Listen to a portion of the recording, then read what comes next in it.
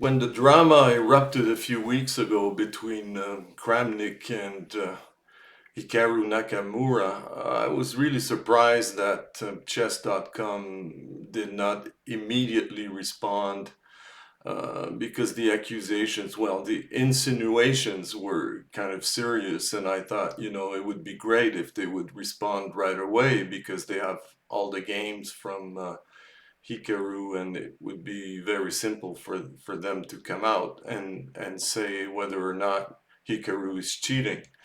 So it also made me realize that we need something out there that's really objective. We need some code to check out, some metrics to check out chess cheating when we suspect players from cheating.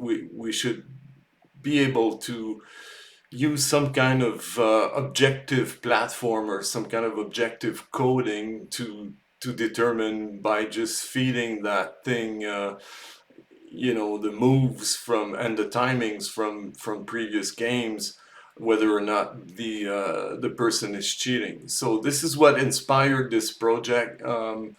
It's far from being finished. It's a first crack at it. What I'd like to do is create multiple metrics that could actually determine if someone is suspected of cheating. Let's put it this way, because it's really hard to prove that a chess master is cheating.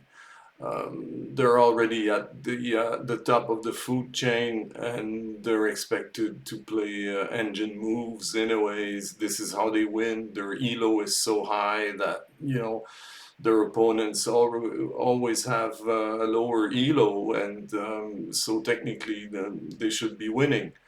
But never mind. Let's try to create relevant metrics. Let's try to analyze player data automatically and produce a report card on suspicious activities. It's a very ambitious project, and let's see how we do. What could we look at when we're trying to determine if someone is playing with an engine or is computer assisted? Well, first of all, Elo ratings are so well done that they, in fact, can be used to predict an outcome, a potential outcome. This is one thing to keep in mind. We have some player metrics that we could look at really in detail, and this is the move times, the engine accuracy. It's been done before. This is often the argument that's being used to determine if someone is cheating. I know I'm not cheating when I play on chess.com, and I got a few games over 90% accuracy, so I don't think that's reliable in itself. And especially when Grand Masters are playing, because they're expected to be very accurate in the choice of their moves. So we could also, I was thinking, look at the percentage of checkmates and resignations, because this is interesting. If you're using an engine, you're seeing much deeper, even if you're under time pressure. You'll have a tendency to see checkmates better and deeper checkmates. So perhaps we could look at that as a metric and really try to get our head around on the benchmark and what would be normal percentages for this. And then of course centipons. This is how chess engines evaluate a position and the pieces. We could look after 5 moves, after 10 moves. These are all ideas that I'd like to exploit and eventually, come up with a platform or some kind of code that would take care of this and emit an opinion. And how many games does it take you to win 50, 100 Elo points, etc.? There's tons of stuff to benchmark. And of course, when you benchmark, it's against the player himself or herself and against others. You look at ratios and averages, And we'll look specifically at winning streaks because this was the point that Kramnik was raising. He was saying that it's abnormal, basically, to have 46 games in a row and win 45 times and draw once. And we're going to look at that. Essentially, those are called outliers because they're very far from your average behavior. We're going to look at variance. Don't worry, I'm going to explain it to you. Statistical tests and significance and probabilities also. So here, the Elo system, when actually you have a deficit of points in your rating against an opponent, essentially the way it works is if there's a 50-point difference between you as player A and in favor of player B, then he's got 57% chances of winning against you technically. Of course, this is very narrow. It could, I mean, we're almost at 50%, so it could swing both ways. But it becomes really interesting when this gap becomes larger, when this Elo spread reaches 200. Well, then the player B has 76% chances of beating you, and so on. It just goes and gets very close to 100%. So if you're actually in a deficit of 500 Elo points, you're playing a 3,000 Elo player and you're 2,500. Well, he's got a 95% theoretical chance of beating you. Of course, there's still hope. You still have 5% chances theoretically to upset him and to win. This is one of the characteristic of the Elo system. It's called logistics distribution. So this is really the way it works. And we're going to look specifically at Hikaru Nakamura. He's 2788 as of December 2023. He's third in the world. His Elo is really high up. So we're going to look at that. I took 2 years of games out of chess.com. Thanks a lot, chess.com, for maintaining such a good archive and making this available for people like me. It's over 10,000 games. I ignored King of the Hill, Tree Check, and daily games because obviously these would affect metrics.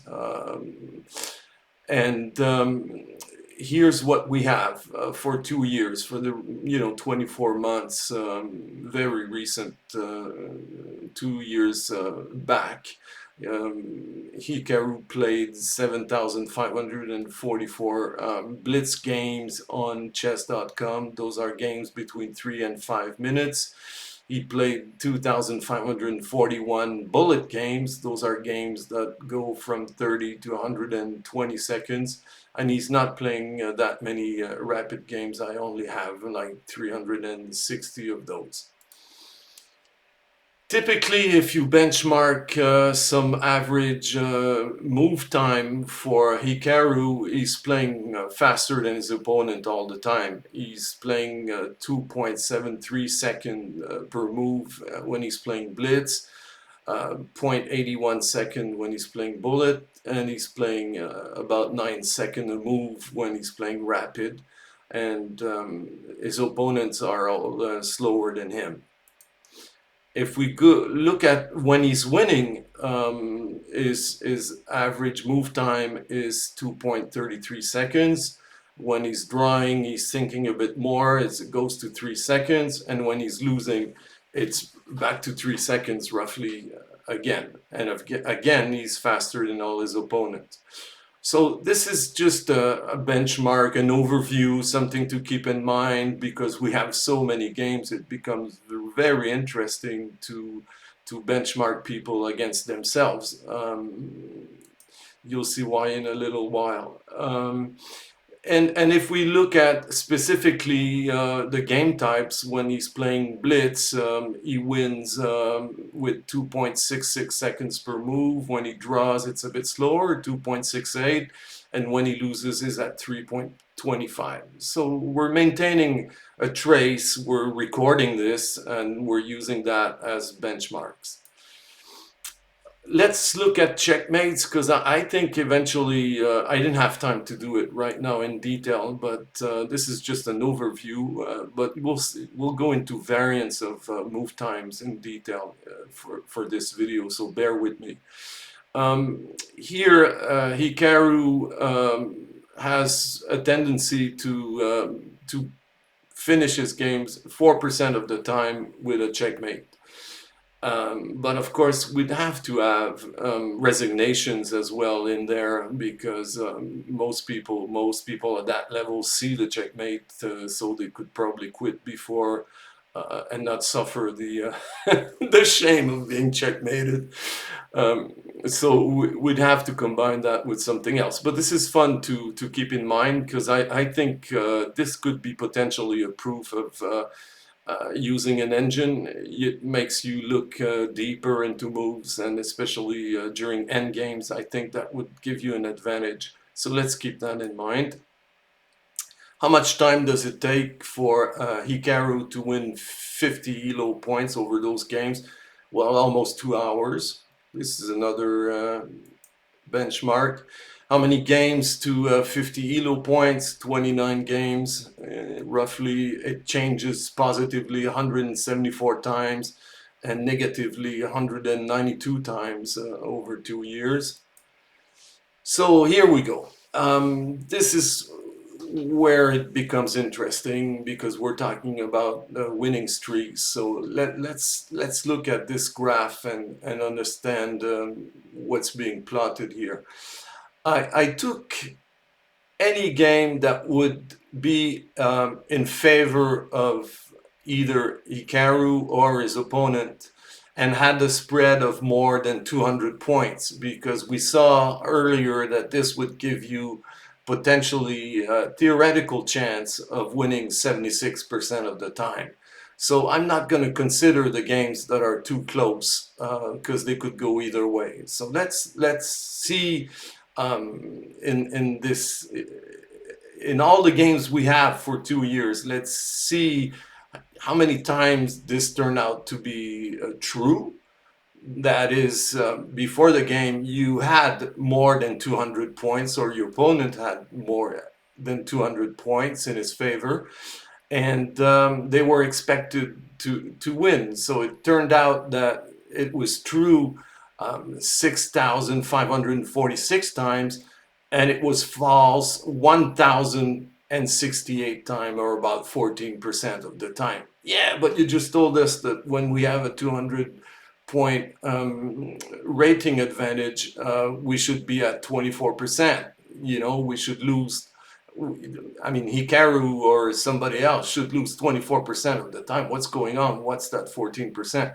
Well, because look, the 200 point difference is over here, but we have games that are at 500 and are at 1,000 point difference here.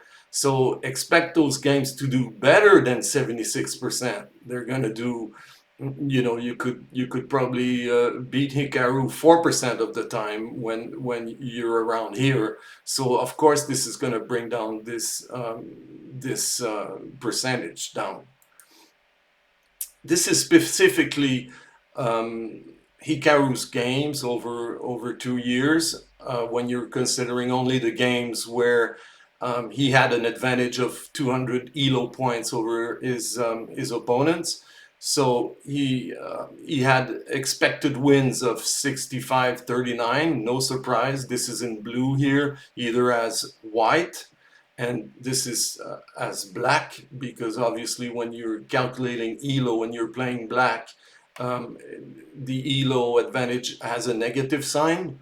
If Hikaru is playing black, we can see it here by the negative sign. So if he's playing white here, we see that he lost 546 times as white and black combined, and he drew 512 times. Here's a graph that might look complicated, but I wanted to double check the percentage that we got initially, and I want to make sure that everything is checking out. So it's the same graph as you saw before, except it's detailed here. We bin the games by Elo difference. So here the scale on Y is the number of games. For example, here Hikaru played 1,324 games, where he had between 200 and 300 Elo advantage as black over his opponents. So, and so on. Why am I showing you this? Because look at what we can do. Here we know for those games that he should have lost 24% of the time. We know here he should have lost 15% of the time. You see how the spread, the Elo spread, has a percentage of winning, but of course it's also got an implicit percentage of losing. So here he played 379 games as black, where he had Elo advantage over his opponent between 400 and 500 points, so he should have lost 9% of the time. And of course, whenever there are games that have over 1,000 points in his favor, I consider those as wins. So there's 204 here as white, and there's 176 as black. So those are automatic givens and win. And if we look at this here, this calculation, remember those 1,337 games as black? We multiply that by the 0.24, because Hikaru has 76% chances of winning, but he's got 24% chances of losing. So when you multiply all the games he played, he should have lost 321 games. You understand that? Yes, of course. And the same as for white, 318 games should have gone as a loss.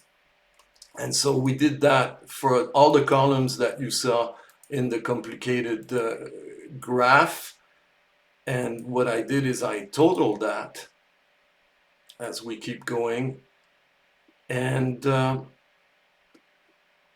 potentially, theoretically, because of the Elo system, he should have drew or lose. He should have lost or tied 1,070 times. And what did we observe?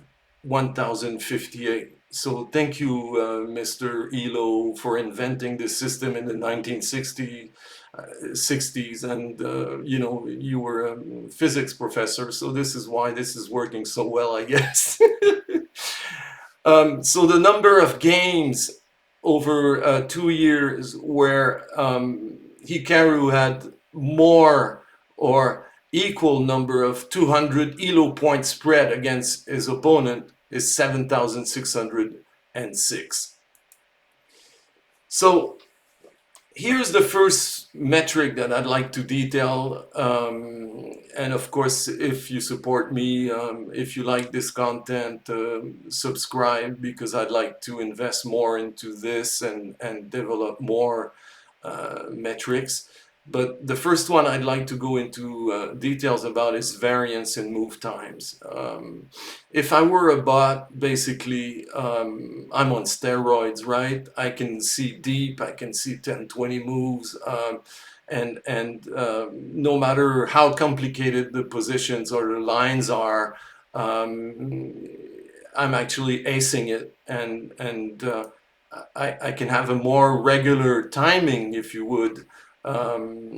If you analyze my games over 2 years, if I'm using a bot, You'll see specifically what I mean by that as we keep going. But if I were a cheater, I could use this and enjoy all the lines that I'm being suggested, and I could pick 1 to 5, right? Vary the lines because they catch up anyway. If you play line number 3 after that, well, it creates new lines, and line number 1 becomes line number 5, and so on. So, but you know, I'm super intelligent and I'm a good cheater. I'm going to use it sporadically. I'm not going to use it all the time.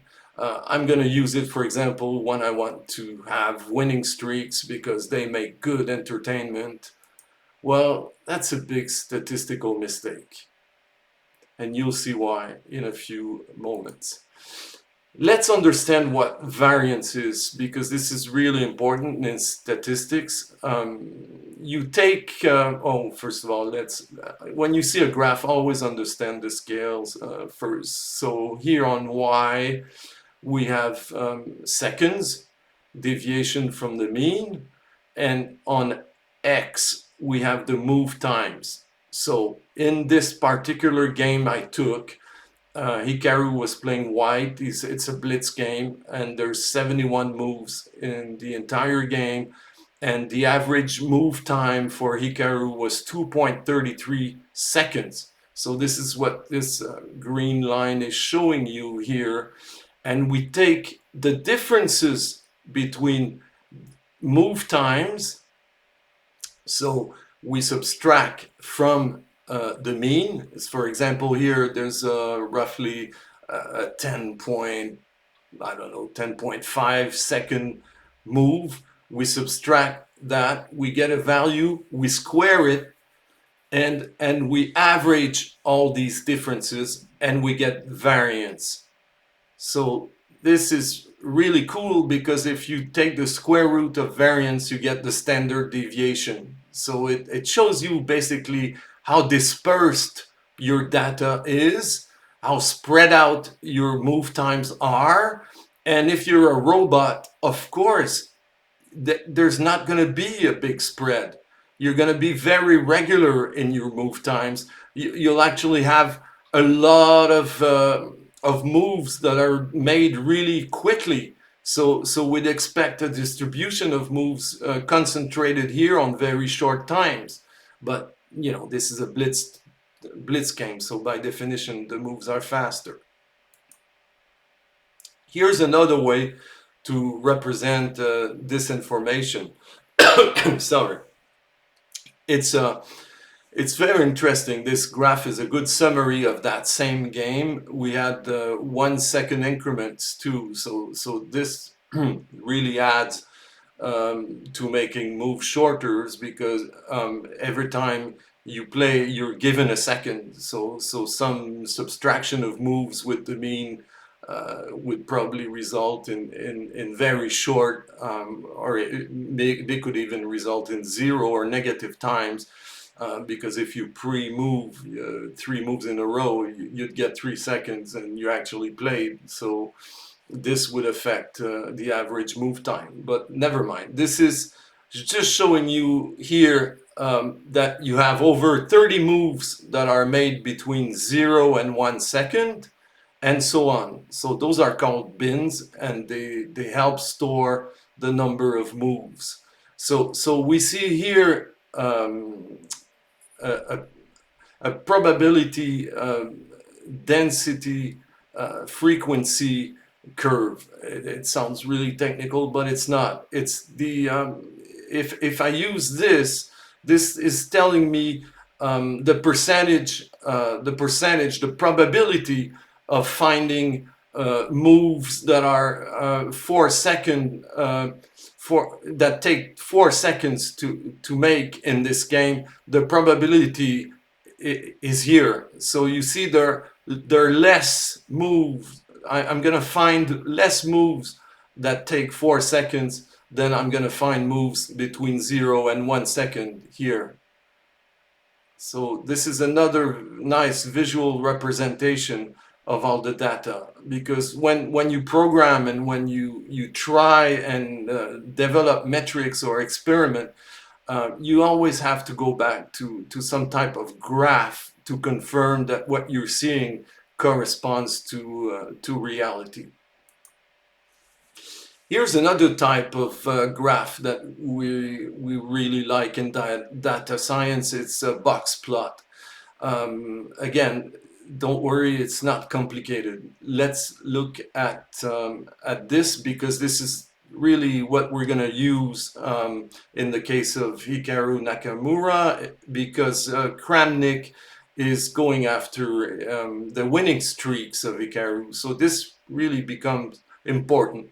So what we did here is we took all the games and we considered where the average number of winning streaks is, and where is the median in the winning streaks. The median separates all your data in two groups of 50%, a lower half and an upper half. So this is what the median tells you, is that 50% of Hikaru's winning streaks over 2 years were less than 4 in a row, and 50% of all the games he played fall into more than 4 wins in a row. So this is really the center of the discussion here, the center of the debate. This is really what we're going after, is the length of the winning streaks. And the average is 6. So on average, Hikaru is a really good player, and we saw that he was a favorite most of the time because his Elo rating is so naturally high that, if he's playing his fans or he's playing, Lambda players, he's most likely higher up. Actually, in all the games over 2 years, only 8 times did he match up against a player who had more than 200 points of Elo in their favor. So the total number of games in the winning streak is 7,551. Well, that doesn't make sense. Of course it makes sense. A winning streak is winning more than 1 game in a row. So 2 games is a winning streak. If you win 2 games in a row, that's a winning streak. So the number of winning streaks is 1,248, and we have something called an outlier streak. And in these outliers that are here, we have 1,986 games, and this is what we're going to focus on. And the number of outlier streaks is 99, and the upper bound to determine what the outliers are is 13. So Hikaru, if you win more than 13 games in a row, your streak is an outlier. It's sitting outside the upper boundary, and I'm not going to go into IQR and all the details as to how we determine this, but this is done statistically. So, for example, the 45 streak that Kramnik is referring to is sitting right here. It's an outlier. You see what I mean? So this is really what this box plot is telling you. So what I did is, well, all right, if Hikaru is cheating, he's gonna play faster. He's gonna have shorter move times in those winning streaks than he would in regular wins. So this is the assumption that I'm trying to demonstrate or prove. Of course, it's hard to determine if a Grand Master is cheating because of the Elo difference in his favor. But let's look at the move times, because we have so many games here statistically that we must be able to do something. Even if someone is using the chess engine sporadically, as in winning streaks in outliers, well, then we'll be able to determine if he's playing faster in complex positions, and if he's playing faster and if he's having less variance in his move times when he's playing those famous winning streaks that are outliers anyway, because there are more than 13 in a row. So let's look at that versus sampled random games where Hikaru won that were not part of those outlier winning streaks. So this is what this graph here is doing. Let's look at y. The y-axis is the variance of the move times. We saw what the variance was earlier. And here we have the number of games, right? The index of the games. So the green lines represent all the 1,986. Oh yeah, what's the number? Those. Oh, okay, 1,001 winning games are represented by the green lines. And here what I did is I sampled 2,000 games, 2,000 winning games to be able to compare. And I took the average as black or as white for the variance in the move times. And look at this. Wow, the sampled games are have actually more variance than the games in the winning streaks. You understand this? Of course, we need to investigate this further, because this is showing a difference between the games that are part of a winning streaks and the games that are wins, but they're not in the outlier winning streaks. This is what this graph is showing.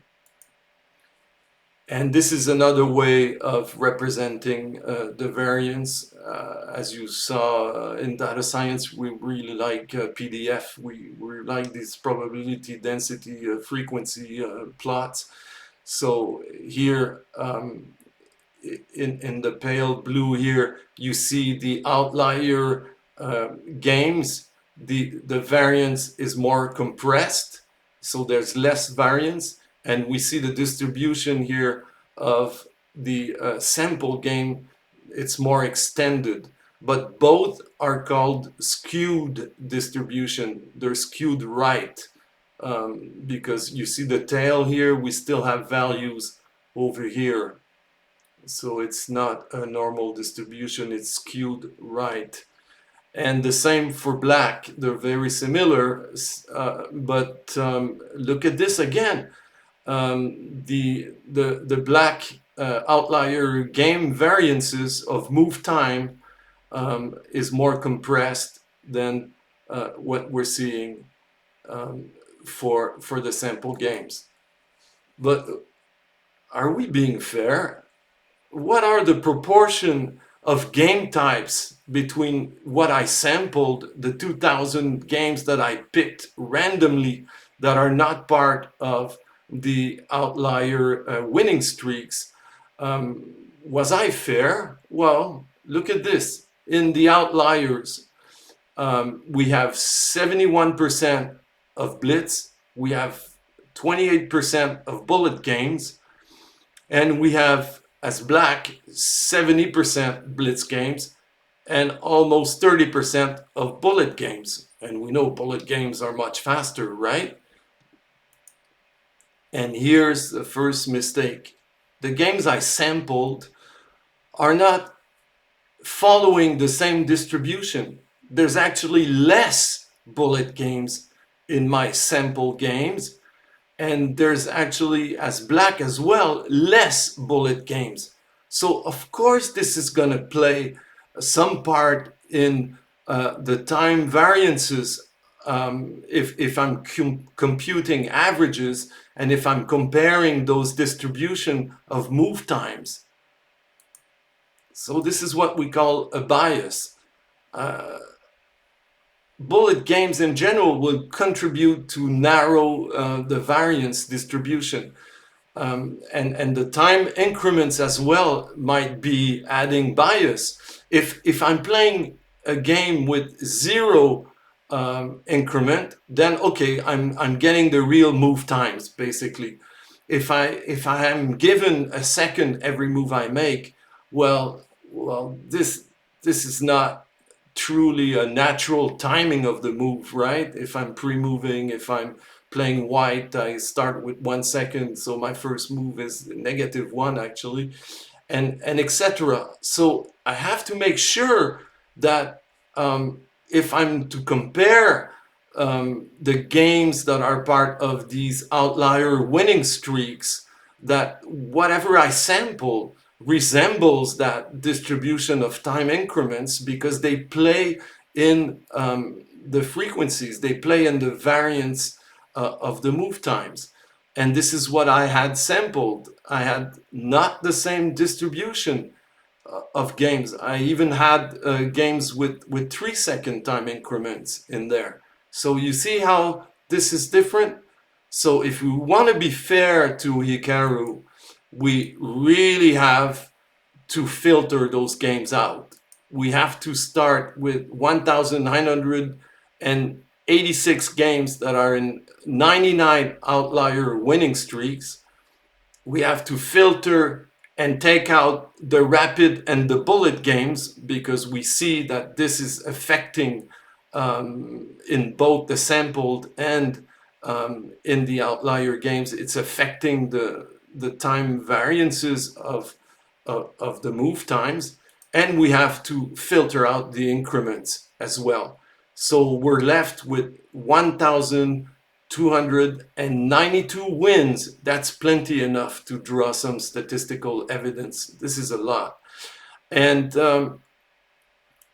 we took all the games out with 1 or 2 second increments. Actually, we're only considering games with 0 increment in both cases.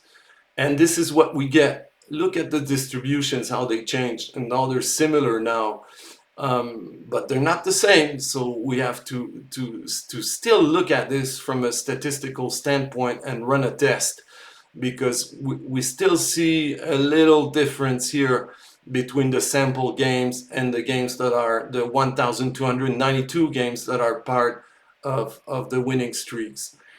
And if you look at the move times, it's quite impressive. You have 53,821 move times to work with in the outlier games, and 48,236 in the sample games. So that's plenty of evidence, if you would, to run some statistical tests. So when we're doing statistics in this particular case, we're using a thing called the Null Hypothesis. We're trying to verify the assumption that both move times in both groups are of equal variance. At least is this hypothesis valid?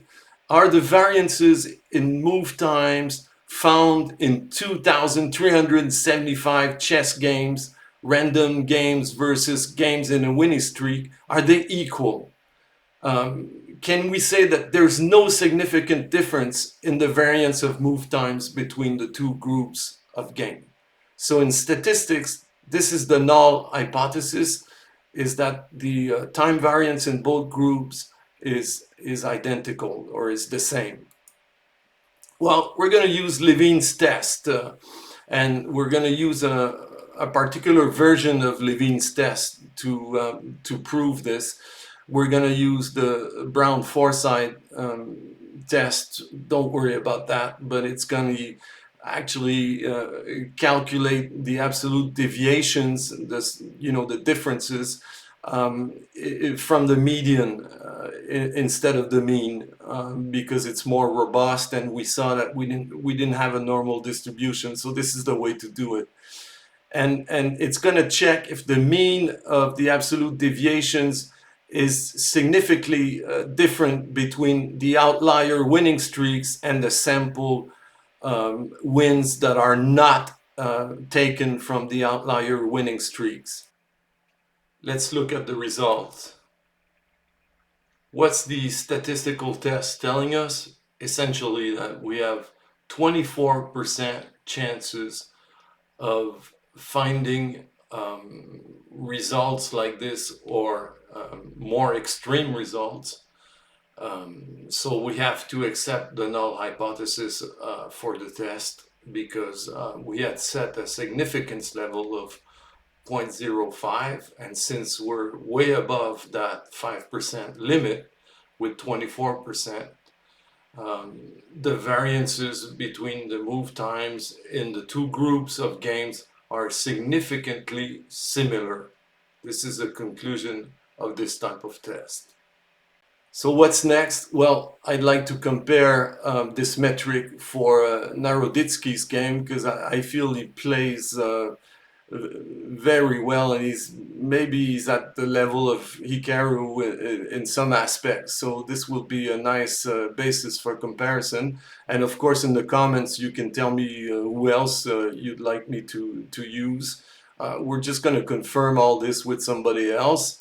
And then in the next video, if you like this content, and if you subscribe, and if you like, I'm going to determine if the outliers that we're seeing are normal. Thank you for your attention.